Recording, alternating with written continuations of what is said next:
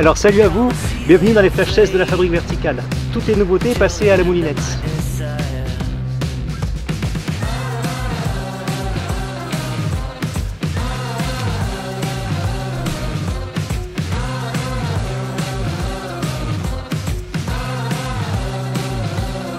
On a deux paires de chaussons à tester, deux pour le prix d'une, et c'est les deux paires en fait d'une même série de chaussons qui s'appelle Jet.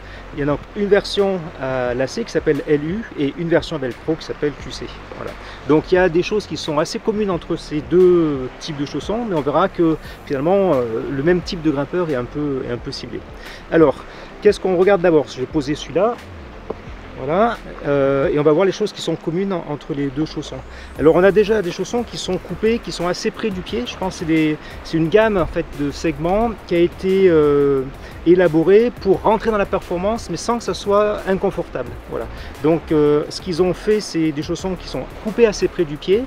Mais par contre, par rapport à des gammes qui sont un petit peu supérieures, par exemple le Oxy, eh bien, ils ont gagné en volume. Ils ont gagné en volume à deux niveaux stratégiques en fait, sur la pointe. Donc ça veut dire que sur le gros orteil, il y aura un peu plus de volume, ce sera un petit peu plus confortable. Et puis aussi, au niveau du coup de pied, en fin de compte, ça va pouvoir accueillir des pieds un peu plus gros et ça va laisser de l'espace. Et on verra tout à l'heure que ça sera sympa. Voilà.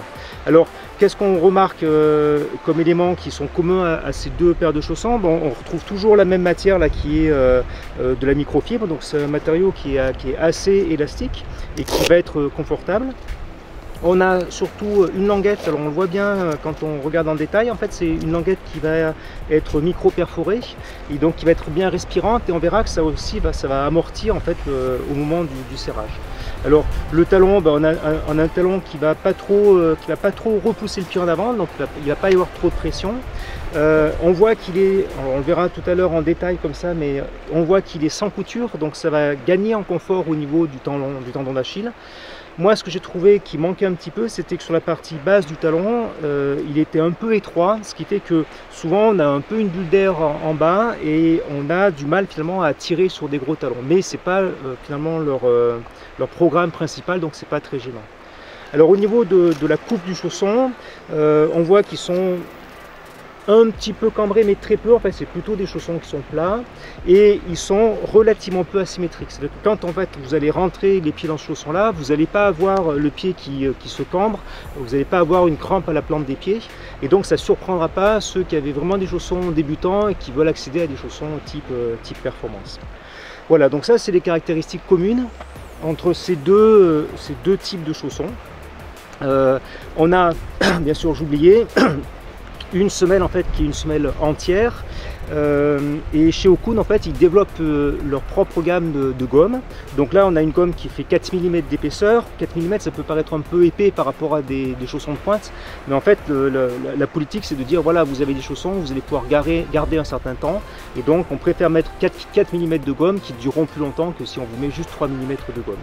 Et donc comme je vous disais, en fait, ils développent leur propre catégorie de gomme.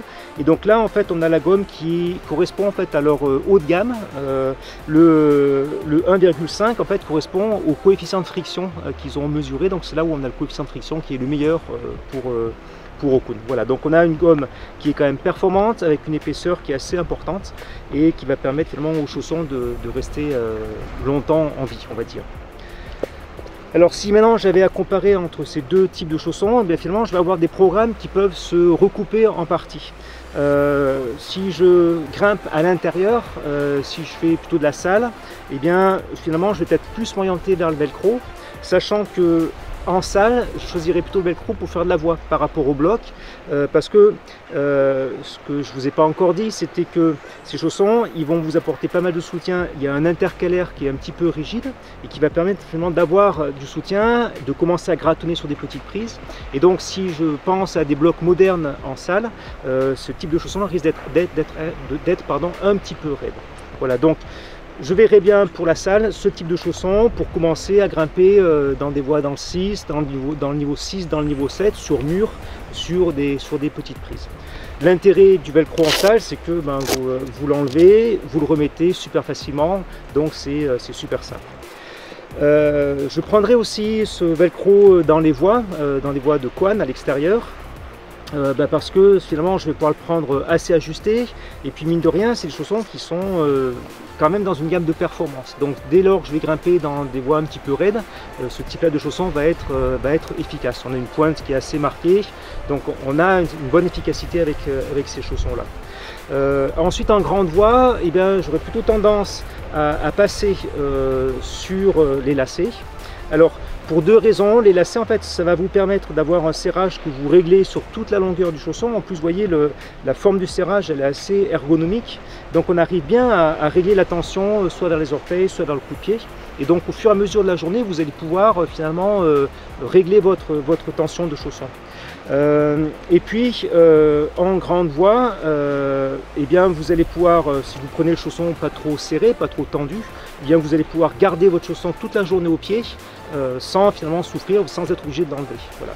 Après, ceux-là, on peut aussi les utiliser en grande voie. Si par exemple vous aimez bien avoir quand même des chaussons qui sont bien précis, donc vous allez choisir les chaussons un peu tendus, bien ajustés, et bien en grande voie, si vous prenez ceci, à chaque relais, vous pouvez facilement enlever le chausson et le mettre comme ça, mettre le pied dedans comme ça, puis ensuite le rechausser pour les longueurs suivantes. Voilà. Donc ces deux chaussons finalement ont des programmes qui se recoupent un petit peu, avec peut-être plus de préférence pour le bloc et la couenne pour le modèle Velcro, et puis peut-être plus de préférence pour la couenne, la grande voie pour le modèle à lacets. Voilà.